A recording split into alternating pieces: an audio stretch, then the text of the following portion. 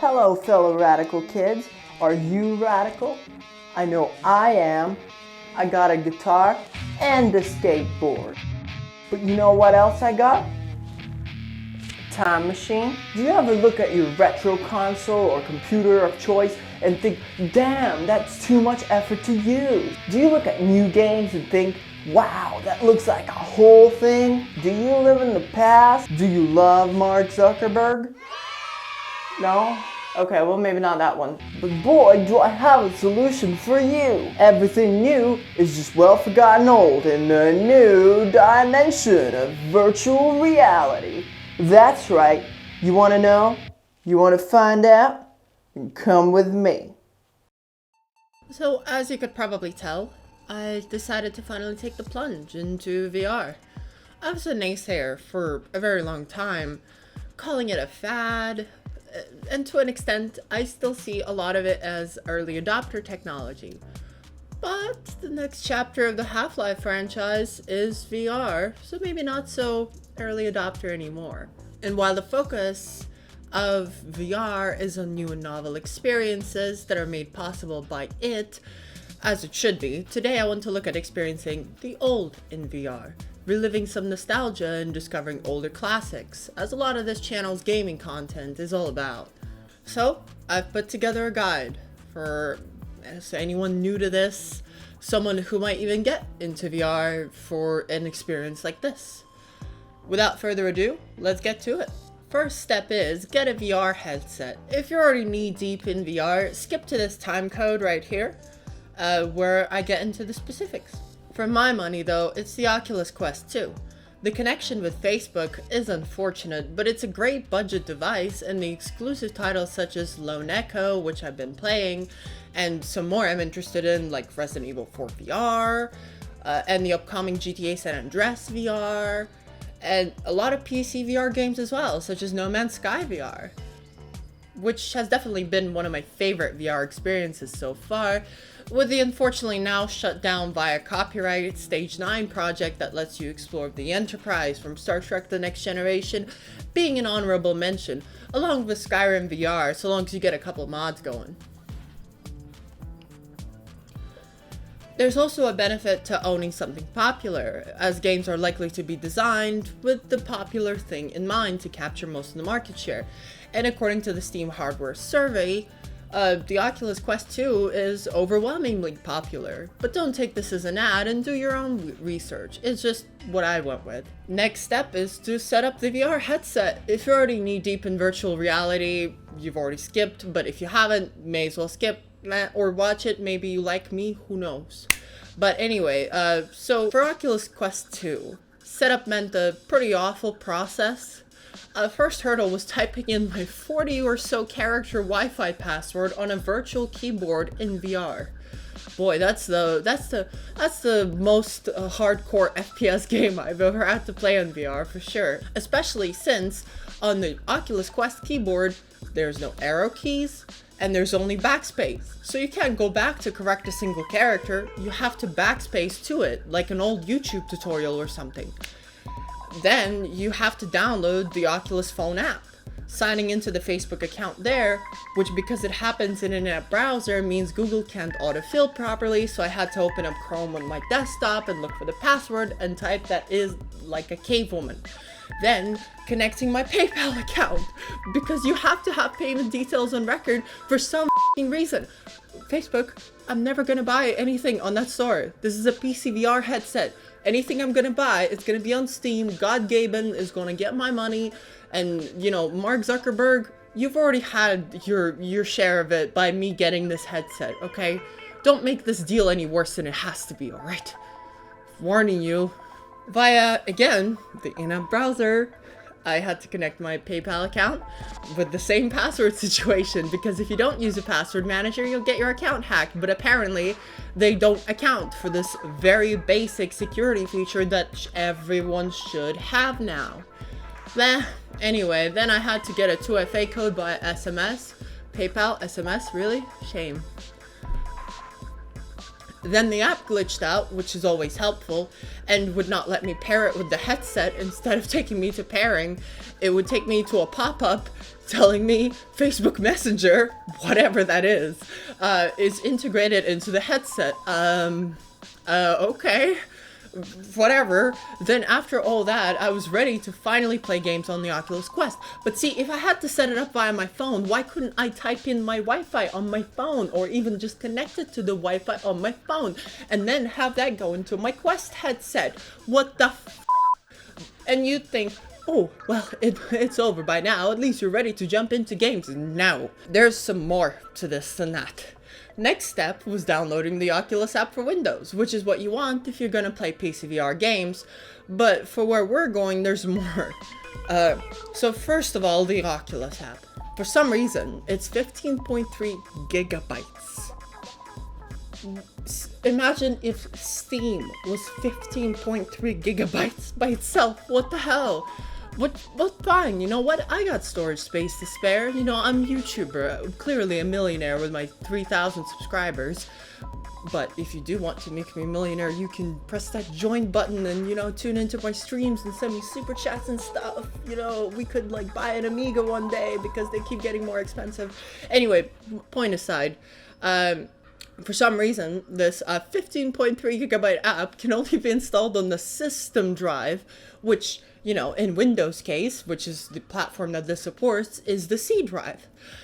Like any reasonable person with a gaming rig, I don't keep any games or multimedia on my system drive on the application, as they tend to be a gig max. I keep all my in-use data, such as this video I'm editing and watching myself talk to myself, on my two 500 gigabyte SSDs, and back up my data on my 4 terabyte HDD. So when building my PC, to keep the budget somewhat reasonable, I went with a 256 gig system drive. I have a lot of applications though, but that's fine because they're usually only a gig or so, etc. And I use a lot of software for creating music, which you can listen on my SoundCloud. I use it for videos for you guys, so my C drive is almost always full with maybe a gig or two to spare, but I've never had this to be a problem. Until now. Why the hell does this middleware need 15.3 gigabytes anyway?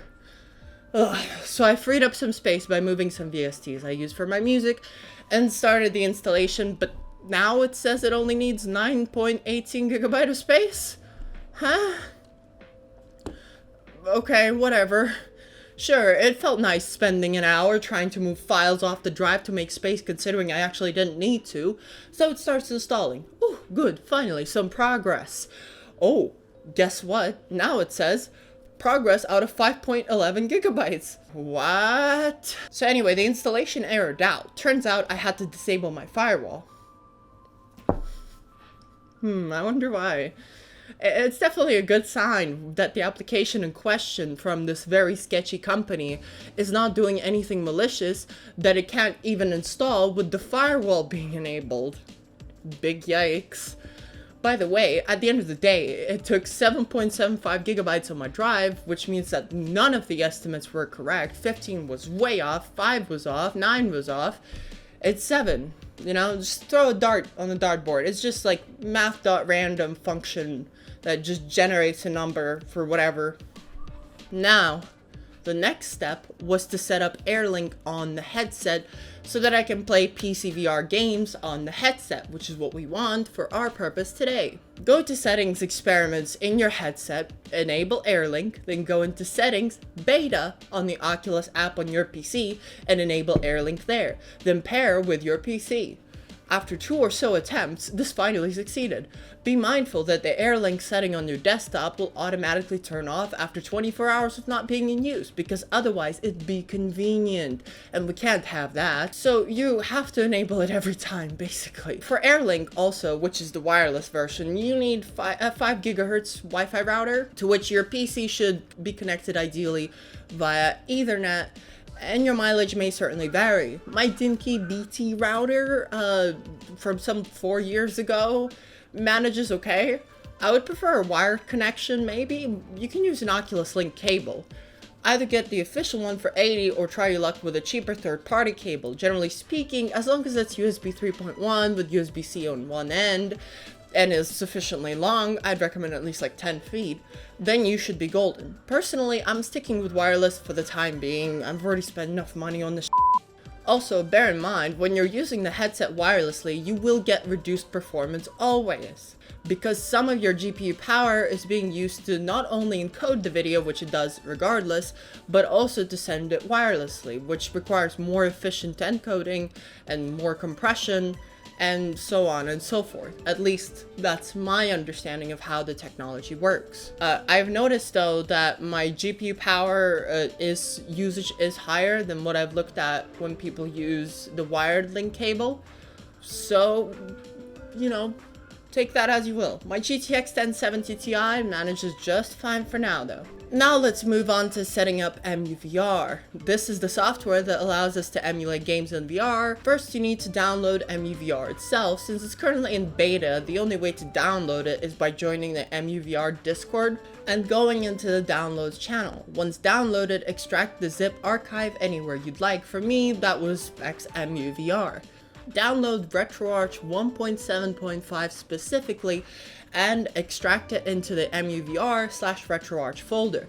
Make sure there's no extra folders like EmuVR/RetroArch/RetroArch. Next, you want to procure ROMs. You can rip your own games, or, you know, I'm not allowed to tell you how to pirate stuff on YouTube, but hey, if you're into emulation, you probably know. Once you have your games though, create a folder in EmuVR/games with the system name and place your games in there. For example, my game of choice is Spider-Man, and my system is the original PlayStation, so I'll put Spider-Man in EmuVR Games PS1, and then put the file in there. Next, you want to use the EmuVR game scanner. This will automatically scan your games and add them to the EmuVR environment, as well as download the appropriate RetroArch core. A RetroArch core is essentially the back end of an emulator, to which RetroArch, or in our case EmuVR, will provide a front end with all the graphical user interface features. You can leave things on the default settings, but personally I can be picky about emulators, so for the PS1 I usually choose the DuckStation core. I don't use RetroArch except on my PlayStation Vita, but I like the standalone emulator version of DuckStation. Games look crisp and it just works with most file formats for ROMs, including IMG, which in my experience Mednathan or Beetle doesn't like, with or without a cue sheet. For consoles like the Sega CD or the PS1 or the PS2, you should also acquire their respective BIOSes. This is an optional step, but I'd fire up RetroArch via its executable in the RetroArch folder and go to load content and try your games out to see if they work. Thing is, if your games don't work in RetroArch, there's no chance that they'll work in EmuVR itself. If your game works fine though, time to strap in with your headset and launch EmuVR.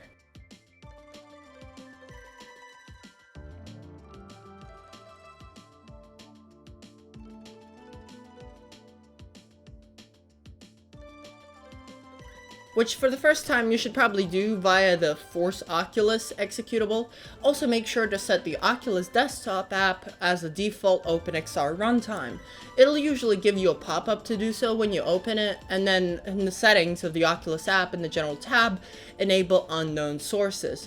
After that, launch the game. Every subsequent time afterwards, you should be able to launch the game straight from the Oculus Link app in your headset once you connect it to your PC via AirLink or Oculus Link. So, how do you play the games? Look around the room and your console should be on the shelf somewhere. If it's not, you can use the menu to spawn in a console. Then grab it and put it down somewhere. I always used to put mine on the floor in front of my TV, so that's what I'm going to do. Next, take the video cable and plug it into the TV. Open the menu again and get the game disc or cartridge. Insert it into the console as you would in real life.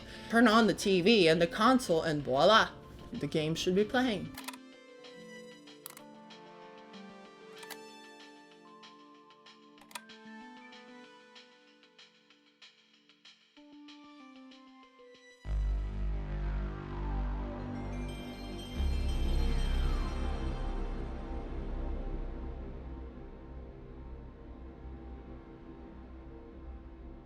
Now, in case you want to use a DualShock 4, which is my controller of choice, in this case, because of its wirelessness, it just kind of seems to make sense. Headset's wireless, controllers should be wireless too. Download DS for Windows from the GitHub, install the drivers it tells you to install, pair your controller, or if already paired, connect it with your PC in your Windows 10 settings under devices. It should show up as wireless controller, assuming you have Bluetooth. And in DS for Windows, it should show up as a controller. Change the light bars to make sure it works, and check the battery level. Be mindful that it's best to disable DS for Windows if you're running a game that natively supports the controller via Steam, which you can do via the stop button in DS4 Windows. But for EmuVR, we want it via DS4 Windows, or at least that's what I had the best experience with. It should show up in the Oculus app as a controller. Once set up, when in game, simply press the button combination listed on EmuVR's wiki controls page for your VR controllers of choice. In my case, these are the Oculus Touch controllers, to focus input on the game. Now you can put down your VR controllers and pick up your gamepad and play away. Easy as that. Of course, instead of the DS4 rigmarole, you can always just use a wired gamepad like my retro flag here, which should work out of the box, but that can be awkward in VR as you won't see the cable, so not responsible for anything you knock over with it. That's why I would recommend this one for its non-detachable cable, as it won't fly out mid-session and you'll probably feel a tug on it a bit more. Alternatively though, if you want some SNES authenticity and wirelessness at the same time, I would definitely go with the 8-bit Do controller. Anyway, that's enough talk. Let's play some games.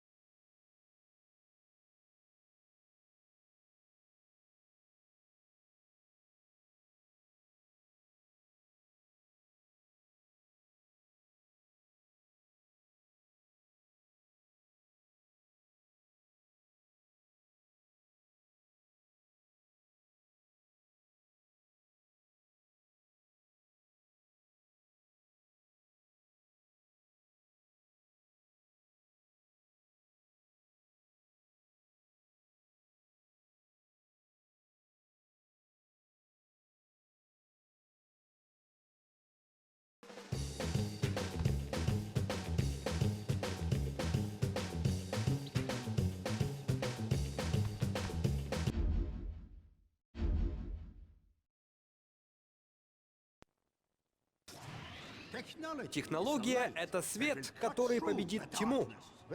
Когда человечество столкнется...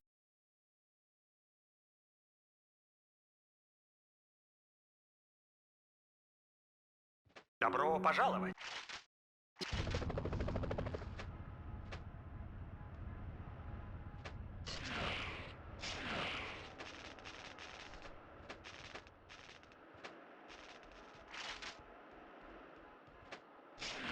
Спайдер-сенсоры сработали. Здесь что-то происходит.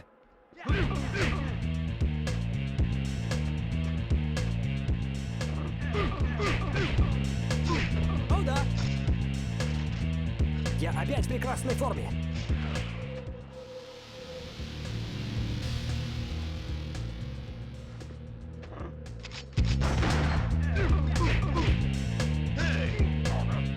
Поздравляю, дорогой Спайдермен.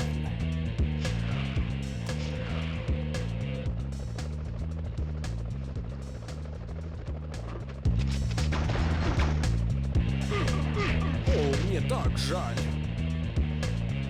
Ого, вертолеты полиции.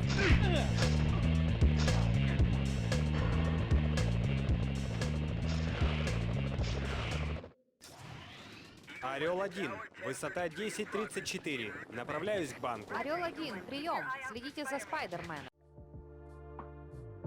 If you're not happy with the default room design, you can always customize it. There's a lot of things you can do to change it to your taste. You can remove objects, rearrange them. You can even change the TV, even while the game's running. Just unhook the video cable from one TV and plug it into another. See which one you like best. My TV as a kid was pretty tiny, but I'm not too nostalgic for it. Pro tip, the room probably looks a bit big, at least it did to me, but that's because you're tiny.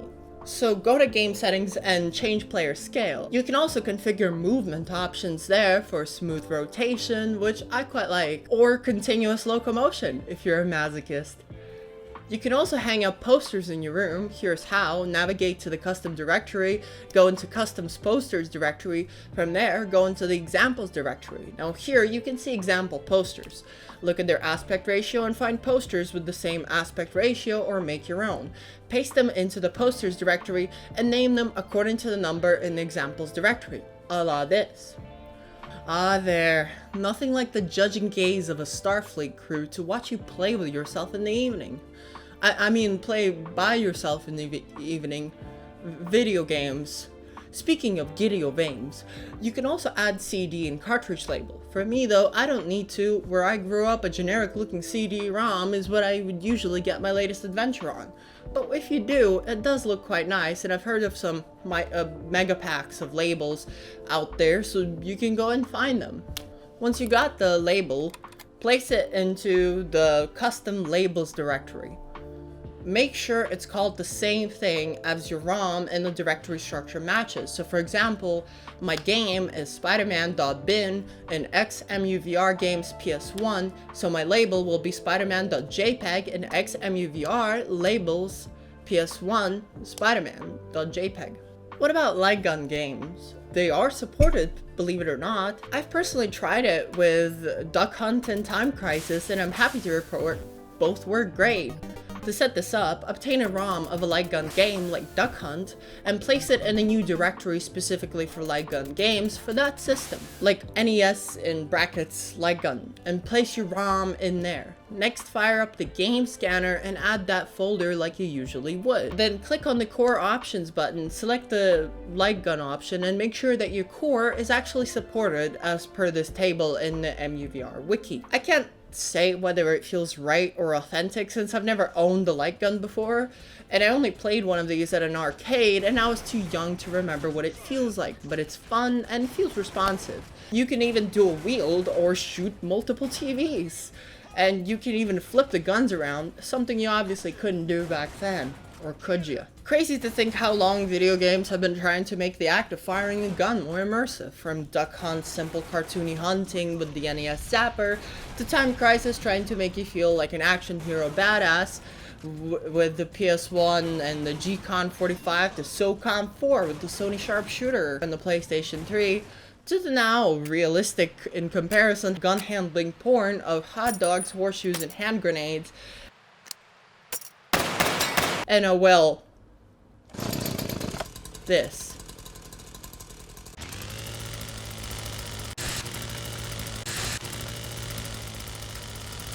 Actually, this is my favorite VR game now. Or the light show of Pistol Whip's gun music in VR. This game's a real workout. Still, the old light gun games have their own charm. And once you get bored of the games, there are interactable objects within the room. A window for you to look out of. There are certain Easter eggs. I think the devs dislike it when they get spoiled, so I won't do that here. Besides, while filming this, I actually experienced one, and boy, I would not want to ruin this feeling for anyone else.